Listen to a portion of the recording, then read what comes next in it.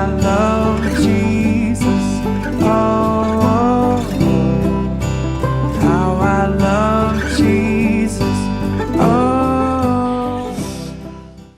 미술 시간에 선생님이 아이들처럼 자기가 가장 좋아하는 것들을 한번 그림을 그려보세요 이렇게 말했습니다.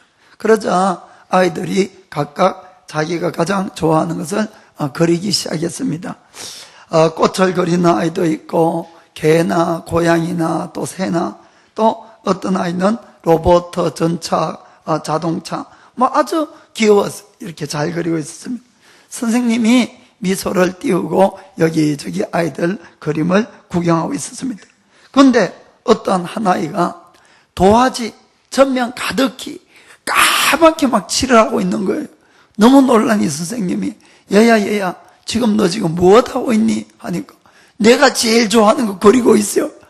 아니 깜짝 놀라서 아니 네가 가장 좋아하는 것이 무엇인데? 하니까 이거 김이에요, 김.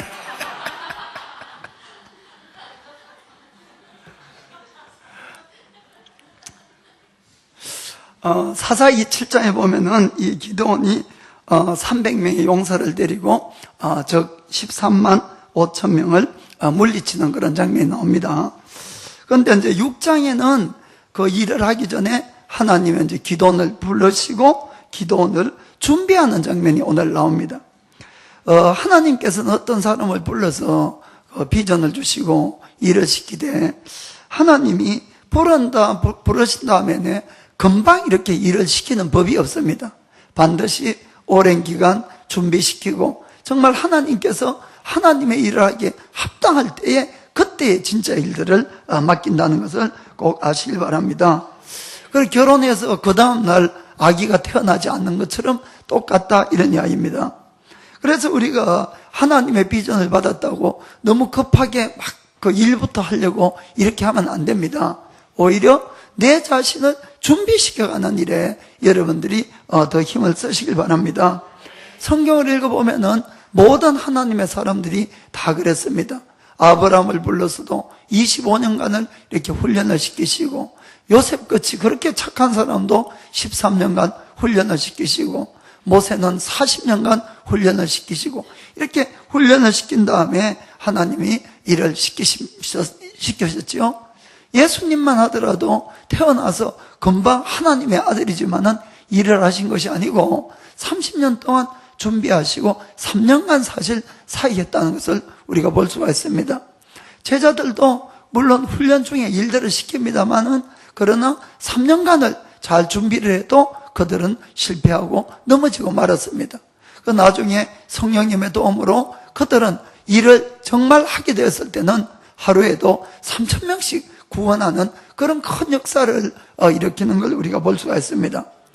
그렇기 때문에 여러분들이 혹시 하나님의 비전을 받았다 하더라도 너무 사역이나 성공에 집착해서 절대로 초조해하지 마시고 항상 나를 준비시키는 일에 더 열심을 내기를 주의 이름으로 축복합니다.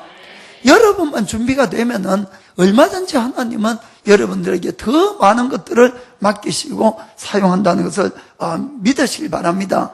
그래서 하나님이 왜 나를 안 쓸까가 아니고 내가 언제나 준비가 안 돼 있다는 것을 여러분들이 꼭 깨닫기를 바랍니다. 그렇게 되면은 정말 베드로처럼 한 번 설교에 3,000명, 5,000명 이렇게 구원을 할 수 있는 그런 역사가 일어나는 것입니다. 그래서 신앙이라는 말은 다른 말로 하면은 기다림, 인내 이런 말하고도 똑같다고 할 수가 있어요. 참 많이 기다려요. 그 준비하는 기간은 참 많은데 일하는 기간은 짧은 기간에 일을 딱 하고 큰 일을 하도록 이렇게 하나님은 만드십니다. 그러면은 오늘 하나님은 기도원을 부르시고 어떻게 준비했는지를 한번 보겠습니다. 첫 번째는 먼저는 늘 자기 자신부터 변화하지 않으면 안 된다는 것입니다. 내가 변화되어야 된다. 내가 변화되어야 된다. 우리가 하나님의 말씀을 오늘도 듣고 있습니다. 그럴 때 언제나 그 말씀을 항상 자기에게 적용을 하셔야 됩니다. 그리고 나를 변화시키려고 이렇게 노력을 하셔야 됩니다. 지난 금요일 날 사모님이 설교를 했는데 하나님의 이 말씀은 거울과 똑같다는 이야기를 했습니다. 거울과. 막 그것도 성경에 있는 말씀입니다. 우리가 거울을 보는 것은 남을 비추기 위해서 거울을 보는 것이 아니고 누구를 보기 위해서 거울 봅니까? 나를 보기 위해서. 아마 오늘도 교회에 오신다고 다들 거울 보고 왔을 거예요. 거울 보면서 남 생각하고 남 이렇게 고쳐주는 사람 아무도 없잖아요? 거울 보면서 전부 나를 고치지, 나를. 그리고 더 예쁘게 이렇게 단장하고 그렇게 오는 것입니다. 그럼에도 불구하고 많은 크리스찬들이 하나님의 말씀을 받아서 자기에게 적용하기보다는 남에게는 아주 잘 적용을 합니다. 정말 천재들이에요. 정확하게 딱 알 수 있어요. 그래서 서로 알아맞추기 하면 아마 정확하게 알아맞힐 것 같아요.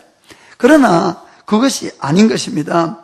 그래서 말씀을 들으면서 오늘 그 말씀은 누가 들어야 되는데 이러고 그 집사님한테만 딱 맞아 그러면서 그분이 오늘 이 자리에 없던 걸 아주 막 아쉬워하고 억울해하고 막 이런 분들이 가끔 있어요.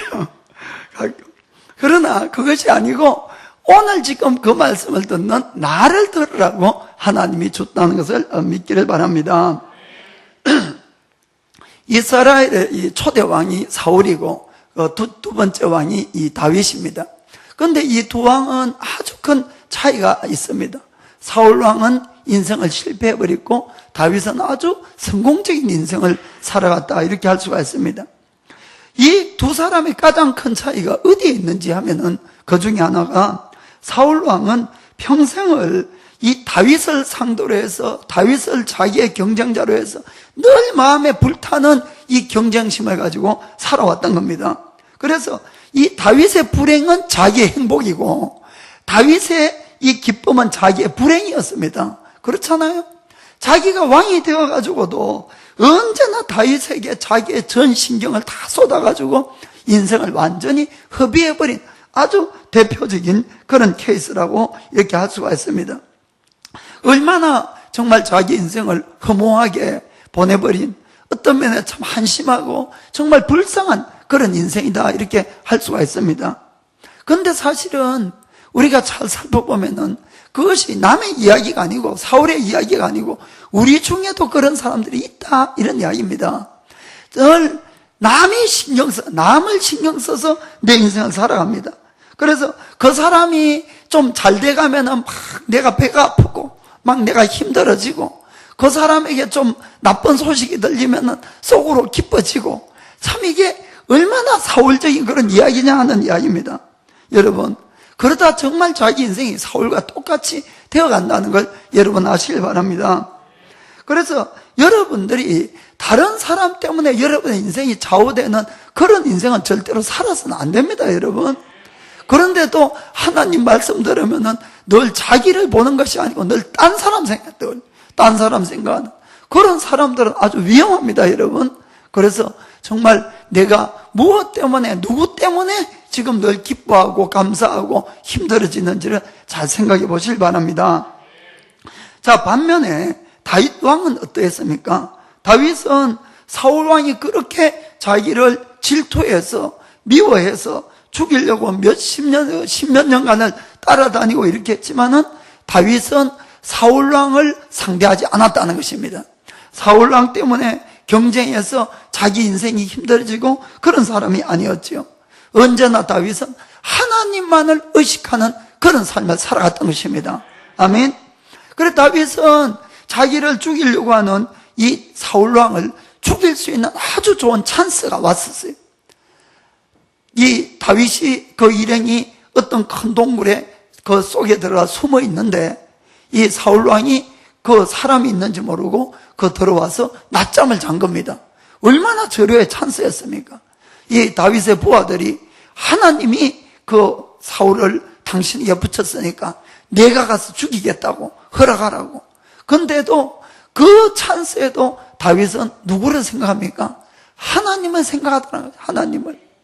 이것이 바로 하나님을 생각하는 사람과 사람을 생각하는 사람의 차이라는 걸 아시길 바랍니다. 그래서 사무엘상 24장 10절을 좀 보겠습니다. 이것은 굴에서 나간 다음에 이 다윗이 사울 왕에게 먼 데서 큰 소리로 이렇게 외칩니다. 큰 소리로. 오늘 여호와께서 굴에서 왕을 내 손에 붙이신 것을 왕이 아셨을 것이니이다. 혹이 나를 권하여 왕을 죽이라 하였으나 내가 왕을 아껴 말하기를 나는 내 손을 들어 내 주를 해치 아니하리니 그는 여호와의 기름 부음을 받은 자가 됨이니라. 아멘. 다윗은 자기가 이 사울을 죽이지 않은 이유를 명백하게 이야기를 합니다. 마지막에 뭐라고 되어 있습니까? 하나님이 기름 부어서 세운 왕이기 때문에 그가 비록 나를 죽이려고 해도 하나님이 그를 세웠기 때문에 자기 손으로는 절대로 안 죽이겠다는 것입니다. 이해가 되십니까? 정말로 이 다윗은 언제나 어떤 경우라도 하나님만을 생각하고 하나님의 관계 속에서 살아갔다는 걸 우리가 볼 수가 있습니다. 그래서 하나님이 다윗을 인정할 때는 다윗은 기뻤어요. 감사가 넘쳤어요. 다윗도 죄를 지었을 때가 있습니다. 죄를 짓고 하나님이 자기를 떠날 것 같으니까 그때 가장 다윗이 두려워하면서 하나님 앞에 무릎을 꿇고 하나님 앞에 외치면서 회개한 장면을 여러분도 알 줄 믿습니다. 그 다윗의 기쁨은 어디에 있고 다윗의 슬픔이 어디에 있었느냐 하는 걸 우리가 잘 느껴야 되겠습니다. 다윗은 하나님과의 관계만을 가장 중요하게 생각하기 때문에 자기 주위에 적들이 아무리 많아도 절대로 그것이 두려움의 대상이 아니었습니다. 시편 3장 6절 보겠습니다. 시편 3장 6절. 천만인이 나를 둘러 치려 하여도 나는 두려워 아니하리이다. 아멘. 천만인이. 왜냐하면은 8절에 보니까 8절에 구원은 여호와께 있사오니 주의 복을 주의 백성에게 내리소서. 쉘라. 아멘. 구원이 하나님께 있음을 명백히 하니까 천만인이 나를 둘러싸도 절대로 두려움이 없다는 것입니다. 아멘. 그러나 다윗이 두려워서 떨면서 그가 하나님 앞에 간구했던 건 언제입니까? 그가 죄를 짓고 하나님이 자기를 떠나려 할 때 그는 어떻게 하나님 앞에 기도를 했습니까? 시편 51편 11절 보면은 시편 51편 11절 나를 주 앞에서 쫓아내지 마시며 주의 성신을 내게서 거두지 마옵소서. 아멘. 하나님 떠나가면 자기는 빈깡통이라는 것입니다. 아무것도 아니라는 것이죠. 사랑하는 성도 여러분, 여러분들은 누구 때문에 오늘도 기쁘고 누구 때문에 오늘도 힘들어합니까? 한번 잘 생각해 보시기 바랍니다. 여러분들이 오늘 이 시간에 무엇 때문에 내가 기뻐하고 무엇 때문에 슬퍼하는지 힘들어하는지를 잘 생각하셔야 됩니다. 그것이 언제나 하나님이 되시기를 예수님의 이름으로 축복합니다. 옛날 고사성어에 수신제가 지국평천하다 이런 말씀이 있지요. 그것은 천하를 이 평화롭게 잘 다스리기 위해서는 먼저는 항상 자기 자신부터 먼저 다스려야 된다는 겁니다.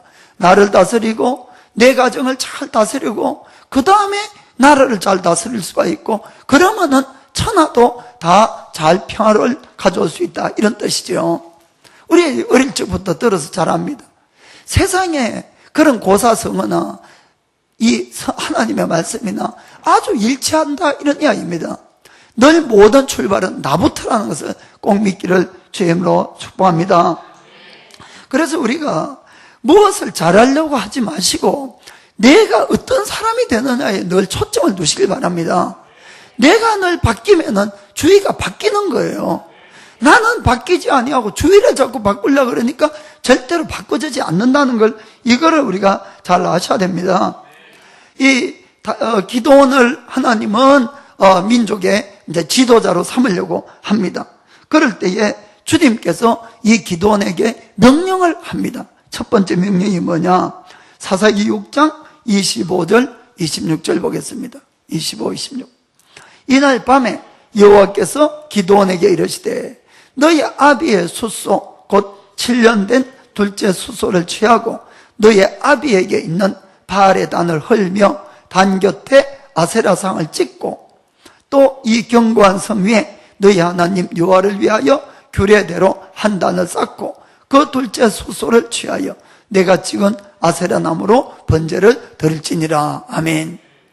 이 기드온의 아버지는 그 마을에 아주 부자였고 이 유지 같았어요.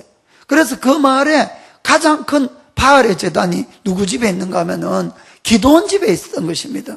그리고 거기에 아세라산까지 세우고 아버지가 아주 열심히 뭐 지금 우리 한국에서 이야기하면 불교 신자 절을 막 몇 개 세우고 막 이런 분들 이런 아버지 같았어요. 자, 주님이 이 기드온에게 첫 번째 주신 이 말씀이 뭐냐? 그것은 너의 집에 있는 우상부터 부숴버리라. 아멘. 너의 집에 있는 우상부터 부숴버리라. 그렇습니다. 우리가 내 자신이 무언가를 고쳐야 될 것이 있을 때에 내가 먼저 고쳐야만이 내 주위 사람들도 그걸 보고 고쳐가는 것입니다. 나는 고치지 아니하고 주위에 아무리 이야기를 해도 오히려 반발만 사는 거죠. 그리고 더 잘못된 방향으로 갈 수가 있는 것입니다. 그래서 언제나 모든 것들의 시작은 나부터 시작해야 된다는 것을 꼭 믿기를 주의 이름으로 축복합니다. 자, 옆에 분 보고 주여 나부터 먼저 죽여주세요. 주여 나부터 먼저 죽여주세요. 아멘. 자, 두 번째 우리가 부족하더라도 순종해라. 부족하더라도 순종해라. 지난주도 말씀을 드렸습니다마는 기도는 조금 급장이었습니다. 그래서 하나님이 그에게 하라는 명령을 들었을 때 순종을 합니다. 그런데 어떻게 합니까? 27절 봅시다. 27절. 이에 기드온이 종 열을 데리고 여호와의 말씀하신 대로 행하되 아비의 가족과 그 성읍 사람들을 두려워하므로 이 일을 감히 백주에 행하지 못하고 밤에 행하니라. 아멘. 기드온이 혼자 못했어요, 그것도. 그래서 종 열을 불러다가 야, 나 좀 도와달라. 그리고는 낮에 그것도 못하고 언제 했다고 되어 있습니까? 밤에 이렇게 했다고 되어 있습니다. 그런데 여기서 참 중요한 것은 이 기드온은 조금 소심하고 조금 겁이 많고 했지만은 그래도 하나님의 말씀이라면 순종하려는 그 자세가 너무너무 훌륭하다 이런 이야기입니다. 어떤 분들은 정말 용감해서 막 이런 것도 막 하는 사람이 있겠지요. 어떤 분은 참으로 자기로서는 하기 힘들지만은 그래도 이렇게 순종을 하는 분이 있습니다. 그래서 저는 하나님이 어떤 사람들을 더 정말 귀하다 그럴까 그렇게 여기는가 하면은 힘들지만은 그래도 하나님의 말씀이니까 순종하려고 애쓰는 사람들이 훨씬 하나님 보시기에 기특할 것 같습니다. 그렇지 않습니까? 원래 내가 능력이 있어서 잘하면 얼마나 좋겠어요. 그러나 아직까지 능력도 안 되고 부족한 것도 많고 또 솔직히 하기도 싫은데 그렇지만은 하나님의 말씀이니까 내가 따라하겠다. 그 자세가 너무너무 중요하다 이런 이야기입니다. 그래서 우리가 이것을 통해서 배울 수 있는 교훈은 내가 무엇이든지 완벽해지면 하겠다. 나에게 그것을 할 마음이 생기면 하겠다. 내가 더 능력이 있으면 하겠다. 그런 생각은 접어두라 이런 이야기입니다. 그것이 하나님의 뜻이고 하나님의 이 방향이 분명하다면은 힘들어도 부족해도 하기 싫어도 순종하는 그자가 중요하다 이런 이야기입니다. 아멘. 어떤 분들은 나는 완벽하지 않으면 아무것도 안 해 이렇게 말씀하는 분들이 있습니다. 그런 분들은 평생 아무것도 못할 수도 있어요. 완벽해지기가 얼마나 어렵습니까? 또 어떤 분들은 나는 이왕 교회 갈 것 같으면 술, 담배 다 끊고 교회 갈 거야. 아마 평생 못 갈 수도 있습니다, 여러분. 그냥 술 마시고 담배 피도 괜찮으니까 오세요. 오시면은 하나님이 때가 되어서 은혜를 주실 수 있음을 믿기를 바랍니다. 사실 저희 현재 가정은 불교집에서 태어났거든요. 그리고 다 불교 어릴 적에 저들도 절에도 많이 가고 했습니다. 저희 누님이 처음으로 기독교 집에 시집을 갔어요. 그 장로집에 갔어요. 그래도 장로집에. 그러니까 매주 이제 교회를 가야 되는데 누님이 그러시더라고. 솔직히 3년간 졸았대요. 3년간. 목사님 말씀 하나도 안 들리고 3년간 졸았는데 어느 날부터 이 말씀이 깨달아지고 믿어지고 막 이렇게 하더라는 거예요. 아멘. 그래, 여러분 중에 조시는 분 괜찮습니다. 교회 와서 조세요. 그러다 보면 어느 날 그 말씀이 깨달아지고 믿어질 날이 올 줄 믿습니다. 그래서 여러분 중에 아직까지 하나님을 잘 모르고 또 믿어지지도 않고, 또 어떤 분들은 또 아내한테 막 등을 떠밀려가지고 여기 억지로 와서 앉아 계시고, 이런 분들도 있을 수 있습니다. 그러나 절대로 그만두지 마시라는 거죠. 그래서 여러분들이 참 때가 오기를 꼭 기다립시다. 성경에도 보면은 자기는 싫었는데 이 예수님의 십자가를 억질로 진 사람이 있어요. 억질로. 그런데 이 사람이 그 억질로 진 것 때문에 자기와 자기 자손이 아주 큰 축복을 받는 사람이 나옵니다. 그 사람 누군가 하면은 구레네 사람 시몬입니다. 시몬. 그 사람은 원래 예수님도 전혀 모르는 이런 사람이었어요. 예수님이 십자가를 지는 그 장면을 좀 보겠습니다. 마가복음 15장 먼저 19절 20절 보겠습니다. 예수님이 십자가 지시기 전날 잡혀졌어요. 그리고는 밤새도록 고문을 받고 매를 맞고 이렇게 합니다. 갈대로 그의 머리를 치며 침을 뱉으며 꿇어 절하더라 놀리는 거죠.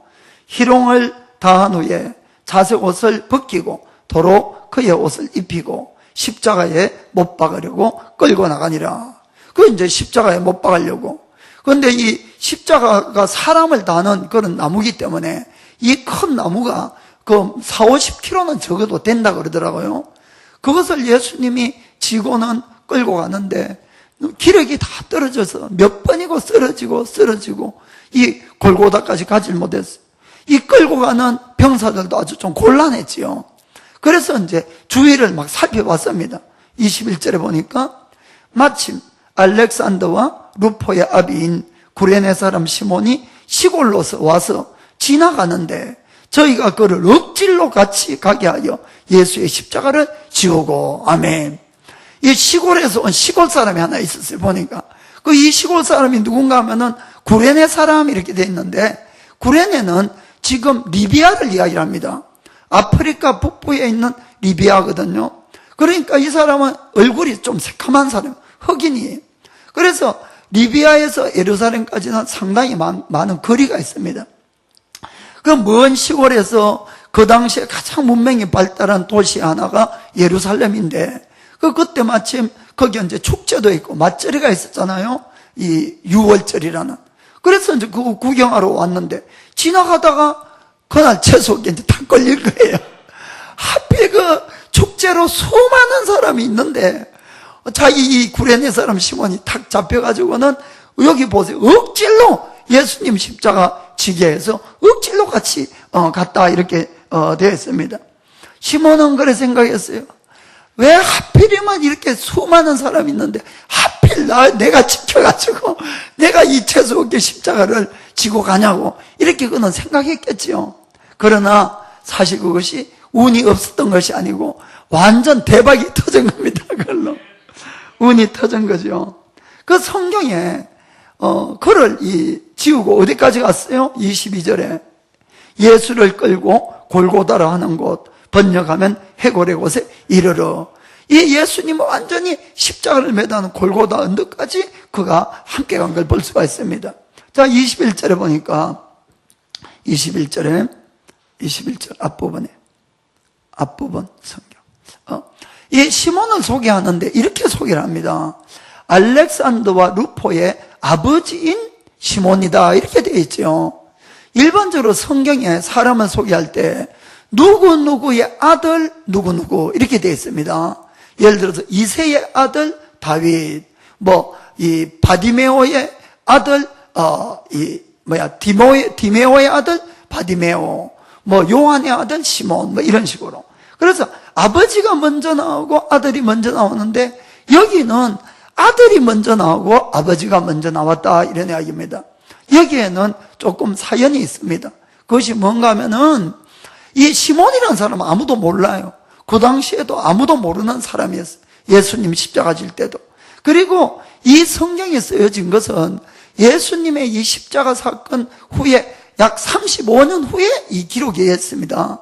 35년 후에 마가가 이걸 기록을 했는데 그때에 이 기록을 할 때에 그 당시에 그때의 예수님 십자가를 진 시몬은 아무도 모르지만은 35년이 지내서 그 아들들인 알렉산더와 루포는 다 아는 사람이다, 이런 이야기입니다.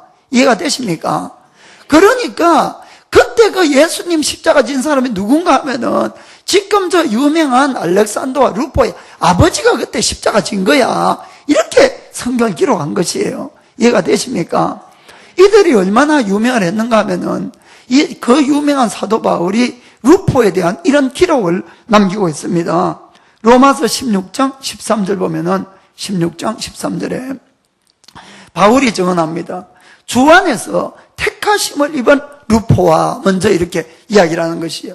택하심을 받았다는 것은 남들에게 선출된 겁니다.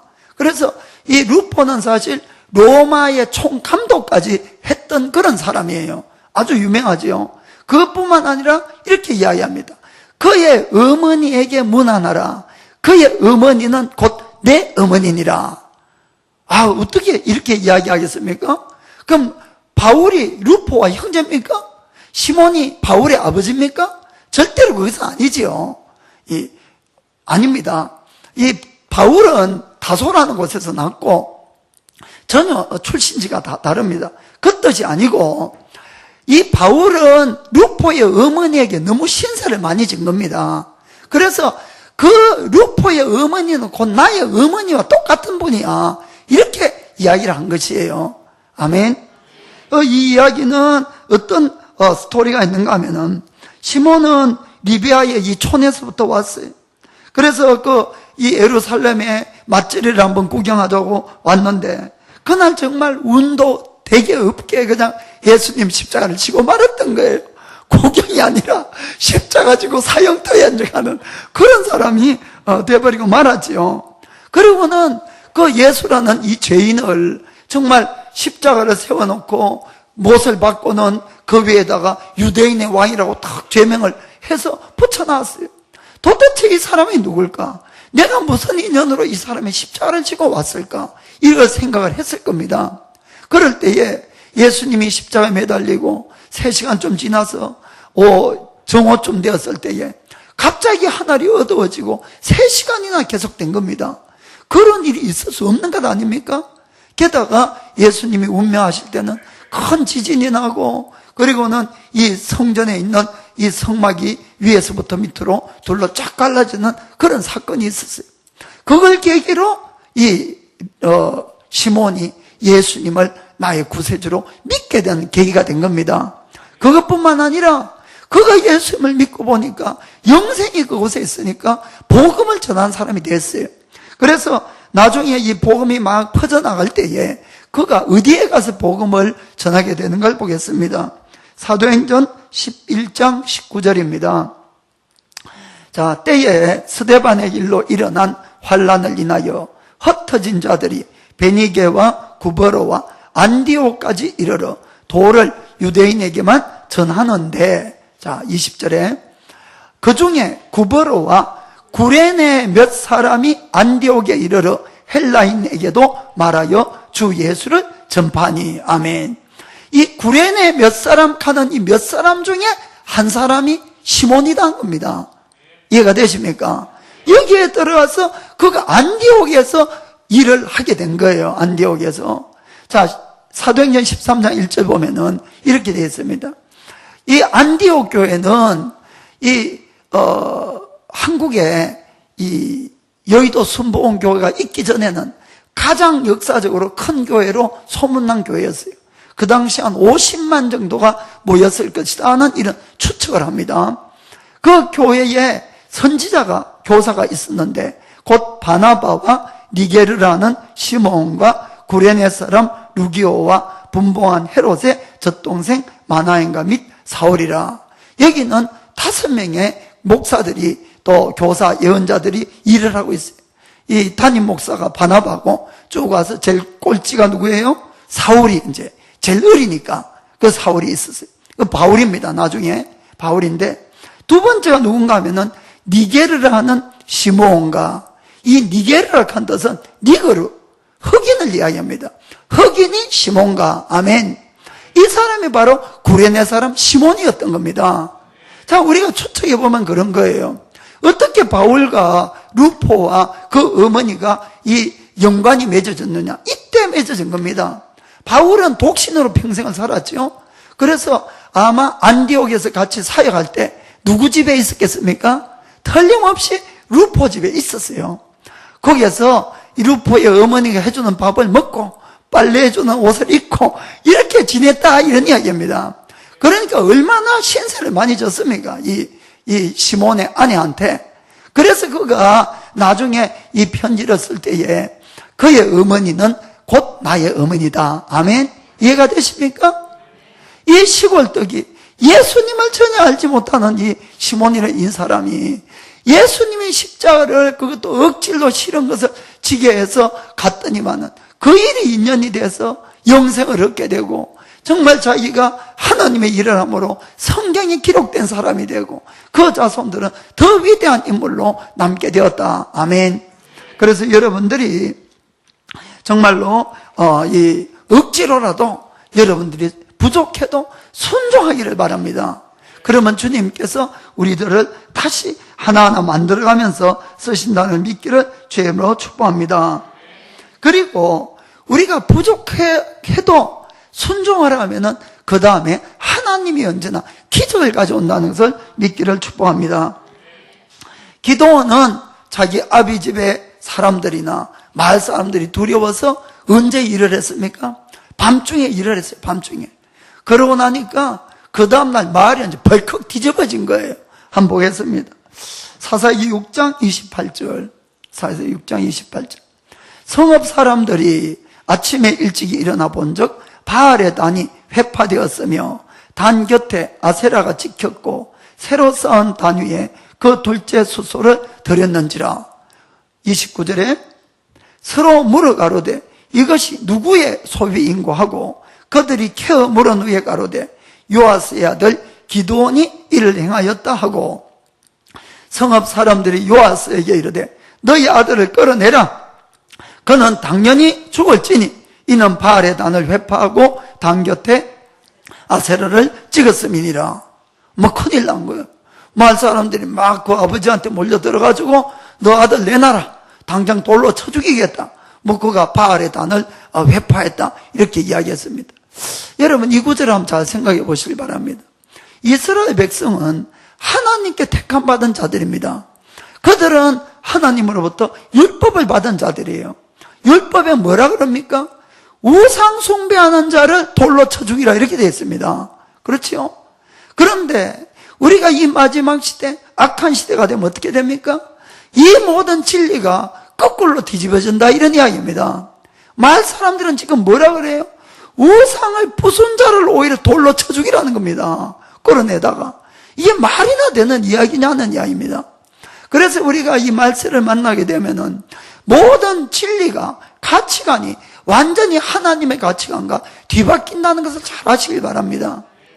오늘날 예를 들어서 이 성경에는 분명히 동성애는 금지되어 있습니다. 그런데 이 설교하면서 야 동성애는 성경에 하면 안 됩니다 이렇게 이야기해 보세요. 아유 시대에 뒤떨어진 사람이라고.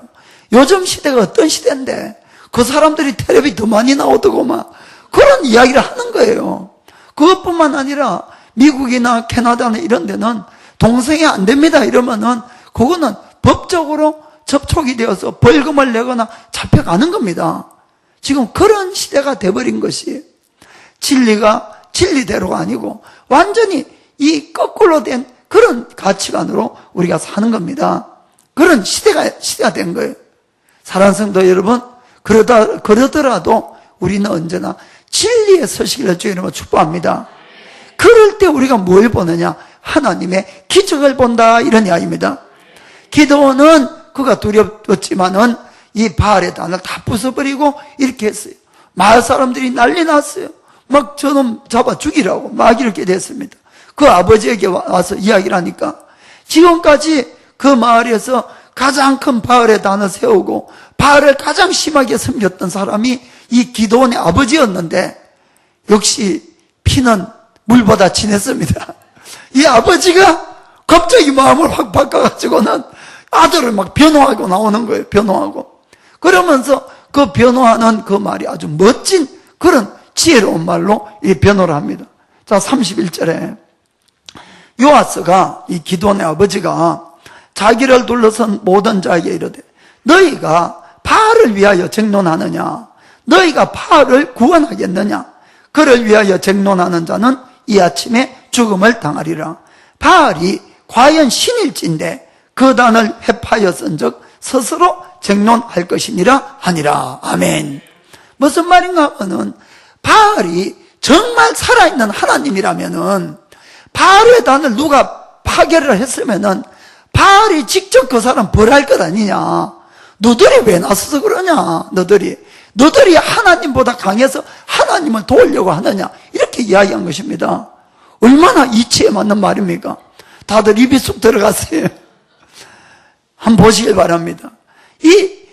이 기도원이 이 일을 하지 아니하고 저걸 해버리면은 내 아버지한테도 막 작살나게 혼날 텐데 막 이런 생각하고 안 했다면은 아버지의 마음이 돌아올 수 있냐 하면 안 된다는 겁니다.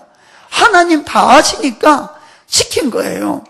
그래서 무서웠지만은 하니까 그 일로 말미암아 그 우상 숭배가 심하다 아버지가 싹 돌아온 겁니다. 아멘. 그러니까 우리가 하나님의 이 말씀을 완벽해서가 아니고 그것이 정말 하나님의 뜻이고 하나님이 나더러 하기를 원하면 여러분들이 하나님을 믿으시고 하셔야 됩니다.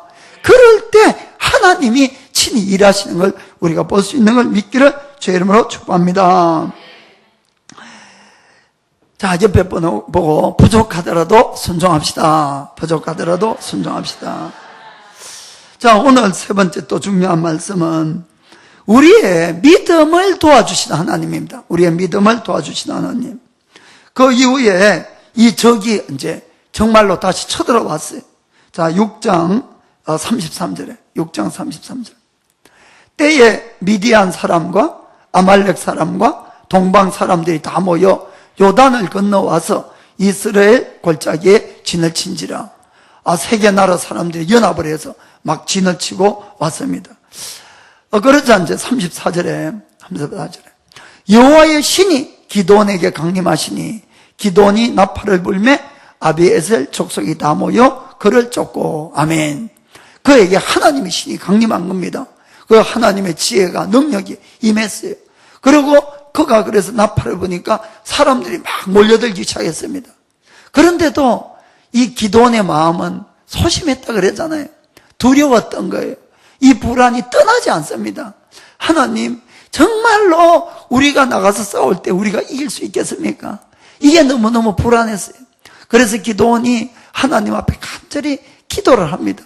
그것이 뭔가 하면은 36절, 자, 37절, 36절부터.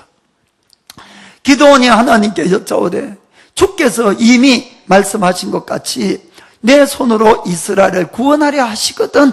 37절에 보소서 내가 양털 한 뭉치를 타작 마당에 두리니 이슬이 양털에만 있고 사면 땅은 마르면 주께서 이미 말씀하신 같이 내 손으로 이스라엘을 구원하실 줄 내가 알겠나이다 하였더니. 아멘.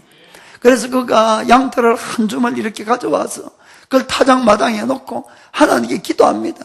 하나님, 오늘 이 밤에 이슬이 양털에게만 다 있게 하고 나머지는 다 마르게 하면은 정말 내가 하나님을 믿고 내가 과감하게 적과 싸우러 가겠습니다. 이렇게 말씀드렸어요. 그래서 38절에 하나님은 참 친절하세요. 그대로 된지라 이튿날 기드온이 일찍 일어나서 양털을 취하여 이슬을 짜니 물이 그릇에 가득하더라. 아멘. 정말로 딴 데는 다 말랐는데 이 양털을 짜니까 막 물이 한 박에서나 이렇게 된 겁니다. 그런데 이쯤 되면 믿어야 안 됩니까? 믿어야지. 그런데 또 이 믿음이 그래도 안 생기는 거예요. 그래도 혹시 이게 우연으로 혹시 이슬이 여기만 왔나 싶어서 그 다음날은 반대로 부탁을 합니다. 39절. 기드온이 또 하나님께 여쭤오되 주여 내게 진노하지 마옵소서. 기드온도 하나님 앞에 면목이 없던 겁니다. 이렇게 의심이 많고 이렇게 겁이 많은 나를 하나님 좀 이해 좀 해주시고 그래도 한 번만 더 좀 해달라고. 내가 이번만 말하리이다. 구하옵나니 나로 다시 한번 양털로 시험하게 하소서. 양털만 마르고 사면 땅에는 다 이슬이 있게 하옵소서 하였더니, 그 오늘은 우연인지 모르니까 혹시 반대로 좀 되게 해달라고 이렇게 기도를 했습니다. 그 40절에 이 밤에 하나님이 그대로 행하시니 곧 양털만 마르고 사면 땅에는 다 이슬이 있었더라. 아멘, 아멘. 저는 이 말씀이 얼마나 은혜가 되는지 모릅니다. 저도 그렇게 믿음이 있는 사람은 아니거든요. 그래서 저도 어떨 때는 너무 낙담이 되고 힘이 들고, 그런데 하나님은 우리의 중심을 보시는 것이에요. 그래서 우리의 마음이 진짜면은 하나님이 어떠한 기도도 응답해 주신다는 것을 믿으시길 바랍니다. 성경에는 하나님을 시험하면 안 된다 이렇게 되어 있죠. 안 된다. 한 가지 예외는 있어요. 그것은 뭔가 하면은 모든 사람이 돈을 너무 사랑하고 돈을 너무 의지하기 때문에 11조는 가지고 나를 시험해도 된다. 아멘. 꼭 시험 좀 해보시길 바랍니다. 내가 너희들이 11조로 나를 시험하면은 너희 창고에 쌓을 곳이 없도록 내가 채워주겠다. 아멘. 시험하세요. 꼭. 그런데 이제 그 외에는 시험을 하지 말라고 이렇게 되어 있습니다. 하나님을. 그런데 제가 이 구절을 보고 기도는 사실 2번이나 하나님을 시험하는 겁니다. 이미 말씀하시고 기적도 받고 여러 가지 했음에도 불구하고 그가 자신이 없었거든요. 그래서 하나님 정말 이번만 하면서 이렇게 시험을 했는데도 그가 죽지도 아니하고 오히려 하나님이 친절하게 응답을 해주셨다, 이런 이야기입니다. 이것은 무슨 이야기입니까? 하나님은 우리의 중심을 보세요. 정말 우리가 믿어야 될 것 같고 또 있을 거는 같은데, 그렇다고 해서 하나님이 살아계신다고 마음으로 안 믿어지는 경우 있어요. 없는 것이 아니라, 그럴 때에 내가 하나님 살아계심을 체험을 하면은 정말 내가 하나님을 믿겠다, 그 마음으로 하나님을 시험할 때는 하나님 분명히 들어주신다는 겁니다. 아멘. 여러분들이 그렇게 해서라도 믿기를 예수님의 이름으로 축복합니다. 저는 제가 처음으로 하나님에게 간절히 기도한 것이 있는데, 그것이 뭔가 하면은 제가 이 기도원의 이 양털 이야기를 읽어보고 그리고는 제가 기도를 한 적이 있습니다. 제가 만 33살 때에 정말 내 인생에 대해서 많은 좀 이렇게 의문이 있었어요. 회의가 아니고 의문이. 도대체 사람이 어디서 와서 왜 살고 어디로 가는지, 죽은 다음에는 정말 아무것도 없는 건지 뭐가 있는 건지, 이런 것들이 대단히 궁금했었어요, 사실은. 그리고 정말 아무것도 없다면은 사람이 살아가는 것이 정말 허무하게 이렇게 참 느껴지고 그런 마음이 있었습니다. 그러다가 어느 날 제가 만화 성경을 읽었어요. 저는 뭐 일반 성경을 읽을 그런 인물은 안 됐거든요. 그런데 집에 처갓집이 또 그래도 믿는 집이니까 그런 게 많았어요. 그래서 이 만화 성경을 쭉 읽는데 기도원의 이 장면을 제가 읽은 겁니다. 기도원에 하나님에게 기도를 하니까 하나님이 이렇게 응답을 주시는 거구나, 이런 마음이 들었어요. 그래서 정말 이 성경에 하나님이 살아계시면은 옛날에만 응답하는 것이 아니고 오늘날도 그분이 정말 하나님이라면은 살아서 우리의 기도를 들으시고 응답하는 하나님인 걸, 그게 이제 생각이 난 겁니다. 그렇게. 그래서 이제 그러고 있는 찰나에 제가 저희 집이 이사를 하게 되었거든요. 7월 달에 한국은 장마잖아요. 그래서 그때에 이사를 하는데 계속 비가 왔어요. 그래 이제 아마 7월 중순경쯤이라고 제가 이제 기억이 되는데, 이 일기예보에 토요일 날 이제 짐을 다 쌌는데 그날도 비가 아침부터 계속 왔습니다. 그 다음 날이 일요일인데 그날 이사를 해야 되는데 그날도 비가 계속 왔었어요. 이게 참 대단히 곤란했어요. 그래서 제가 기도원 생각이 딱 나가지고는 저도 모르게 무릎을 탁 꿇고는 성경의 하나님 이렇게 이제 기도를 했죠. 성경에는 당신이 전지전능한 하나님이라고 이렇게 소개를 하는데, 정말로 하나님이 살아계시고 전지전능하면은 내일 비 좀 안 오게 해달라고, 이사해야 되니까. 그래서 제가 간절하게 기도했습니다. 정말 저는 이게 아주 심각했어요. 왜냐하면은 비가 안 오게 하는 것도 참 감사하지만은 제가 정말 하나님을 만나고 싶었던 거거든요. 왜냐하면 내 인생에 해답을 좀 찾으려고. 그래서 제가 그 기도를 간절히 했어요. 뭐 예수님의 이름으로 기도합니다 이런 거 전혀 몰랐어요. 그냥 한 30초나 1분이나 정말 간절하게 내일 비 좀 그치게 해달라고. 그러고는 아침에 자니까 기대감이 오니까 아침에 일찍 일어났어요. 밖에를 보니까 비가 계속 착착 내리고 있습니다. 그래서 하나님은 역시 없다. 그거 딱 단정을 짓고 한 10시경에 트럭이 와서 짐을 막 싣고는 새로운 집으로 가는 길에 보니까 아니 비가 어느새 멈춰있던 거예요. 잘 생각해 보니까 트럭이 온 이후에 비 한 방울 안 왔거든요. 100% 온다 그랬는데 야 신기하다 이런 생각이 들면서 그 일단 하나님께는 감사했는데 사람이 얼마나 감사한지 혹시 우연인지 몰라 이 마음이 탁 드는 거예요. 사실은 그 우연이라도 좋은데 막 감사하고 일단 감사했습니다. 그러면서 또 마음 한편에는 정말 하나님이 살아계실 줄 모른다는 마음도 들더라고요. 그래서 그날부터 제가 만화가 아니고 정말 성경을 읽기 시작했어요. 그러고 나서 한 달 만에 정말 예수님 만나고 구원된 겁니다. 할렐루야. 정말 하나님은 제가 여러분에게 전하고 싶은 것은 정말 살아계세요. 그래서 여러분들이 마음으로 믿기 위해서 하나님을 시험하고 찾으면 반드시 응답해 주신다는 겁니다. 그걸 좀 믿으세요. 제가 지난 주일날 이 양육을 하면서 참 좋은 간증을 듣고 은혜를 많이 받았습니다. 같이 있었던 분들은 다 들었을 거예요. 뒤에 앉아 계시는데 아키야마상 아드님이 이 고등학교를 졸업할 때쯤 돼가지고 이 갑자기 우울증이 찾아와서 완전히 집에 방 안에만 이렇게 있고 뭐 밖에를 전혀 안 나갔습니다. 그것도 무려 3년 반을. 여러분 가장 젊은 나이에 가장 공부해야 되고 뭐 일해야 될 그 나이에 아들이 3년 반이나 방 안에서 꼼짝도 안 하고 안 나와 보세요. 그 부모된 마음이 얼마나 속이 타고 힘들고 아팠겠느냐. 그런데 이제 그 일이 계기가 되어서 이 복음을 듣고 교회를 찾아온 겁니다. 왔지만은 하나님을 아직까지 체험을 안 해봤으니까 그냥 하나님께 기대하고 왔지만은 아무 일이 일어나지 않는 거예요. 사실은 아들이 좋아지는 것도 없고. 그래서 이제 그냥 좀 왔다 갔다 하는 그런 신앙이었습니다. 그래 주위에 있는 이 셀 가족들이, 그래서 셀 가족이 참 중요합니다. 중보기도도 열심히 하고 자꾸 기도하기를 권면했어요. 정말 하나님 살아계시니까 정말 작정하고 좀 기도 좀 하시라고. 그래서 이 아키야마상이 결심을 했어요. 이번 6월 달에, 올해 6월 달에 내가 한 달간 매일 가서 하루에 1시간 정도 기도하리라. 매일같이.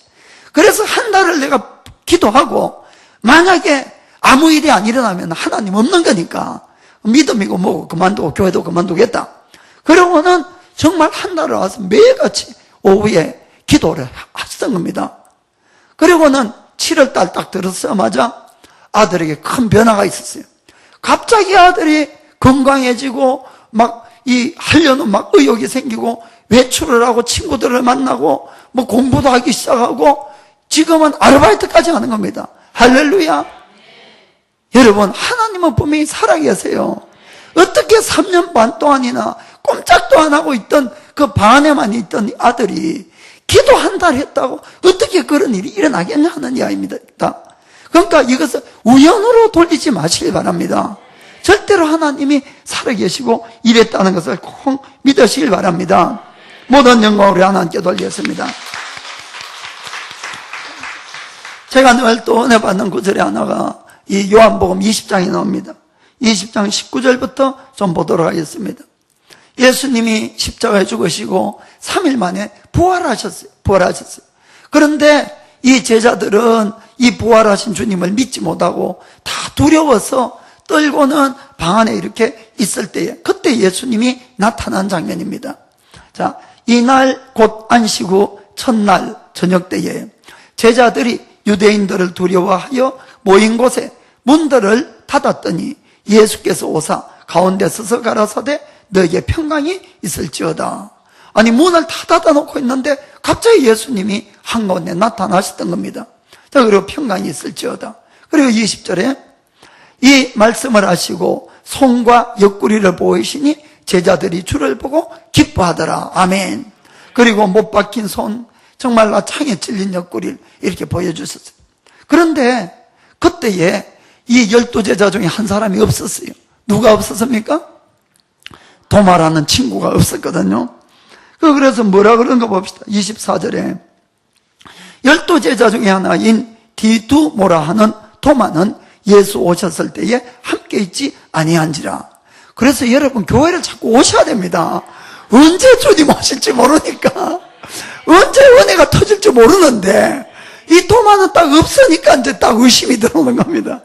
그러면 25절에 다른 제자들이 그에게 이르되 우리가 주를 보았노라 하니 11명이 지금 주님을 다 봤다고 이야기하는 거예요. 하니 도마가 가로되 내가 그 손에 못자국을 보며 내 손가락을 그 못자국에 넣으며 내 손을 그 옆구리에 넣어보지 않고는 믿지 아니하겠노라 하니라. 얼마나 완고합니까? 아니 예수님하고 3년을 같이 따라다니면서 수많은 기적을 보고 또 제자들도 지금 부활한 주님을 분명히 봤다 그러는데도 도마는 자기가 이렇게 안 해보면 절대 안 믿겨요. 절대. 그러자 26절에 8해를 지나서 제자들이 다시 집안에 있을 때에 도마도 함께 있고 문들이 닫혔는데 예수께서 오사 가운데 서서 가라사대 너희에게 평강이 있을지어다 하시고 다시 주님이 이제 나타나셨습니다. 그리고 도마에게 이럽니다. 27절에 도마에게 이르시되 너의 손가락을 이리 내밀어 내 손을 보고 너의 손을 내밀어 내 옆구리에 넣어보라. 그리하고 믿음 없는 자가 되지 말고 믿는 자가 되라. 아멘. 참 저는 이걸 보면서 주님의 인내와 사랑에는 참 너무너무 감동을 하는 거예요. 우리 같았으면은 참 저 한심한 놈, 그렇게 가르치고 그렇게 같이 있고 그렇게 기적을 많이 보고도 어떻게 그렇게 마음이 완팍해서 믿지 못하냐고 이렇게 할 수 있는데 주님은 뭐라 그럽니까? 도마가 원하는 걸 다 해보라는 거예요. 네가 그렇게 내 옆구리에 손을 넣어보시면 넣어보고 손가락도 내 손에 넣어보고 그리고 뭡니까? 믿음 없는 자가 되지 말고 믿는 자가 되라. 아멘. 믿음 없는 자가 되지 말고 믿는 자가 되라. 아멘. 왜 우리가 믿음이 필요합니까?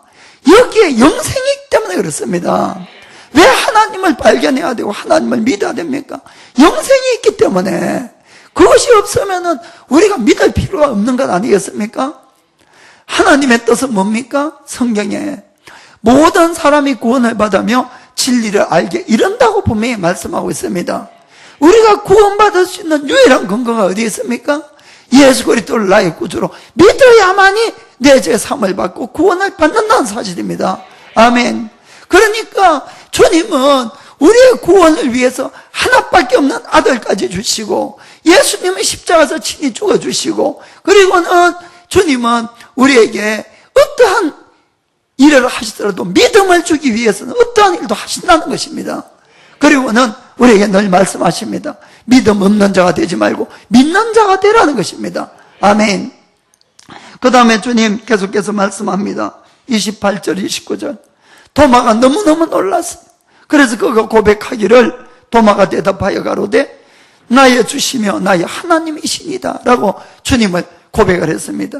29절에 예수께서 가라사대 너는 나를 본고로 믿느냐? 보지 못하고 믿는 자들은 복되도라 하시니라. 아멘. 사랑하는 성도 여러분, 주님이 분명히 말씀하시기를 본고로 믿는 자보다도 보지 못하지만은 믿는 자가 더 복되도다라고 말씀했습니다. 우리가 본다는 것은 사실이에요. 사실을 보고 믿지 않을 사람은 없겠지요. 그러나 보지 못하고 믿는 것은 그것이야말로 믿음이기 때문에 그렇습니다. 아멘. 믿음이 있어야 보지 못한 걸 믿을 수가 있지요. 그래서 주님은 보고 믿는 자보다는 보지 못하고 믿는 자가 더 복되도다라고 말씀했습니다. 이 말은 저는 사실이라고 믿습니다. 그러나 혹시 우리 중에 이 도마처럼 아직도 하나님에 대한 의심이 생기는 분들은 정말 보고서라도 믿으셔야 됩니다. 보고서라도 주님을 시험하시고 주님에게 표적을 구하시고 그래서라도 여러분들이 체험하시고 예수님을 믿기를 예수님의 이름으로 축복합니다. 기도하겠습니다. How I love Jesus. Oh.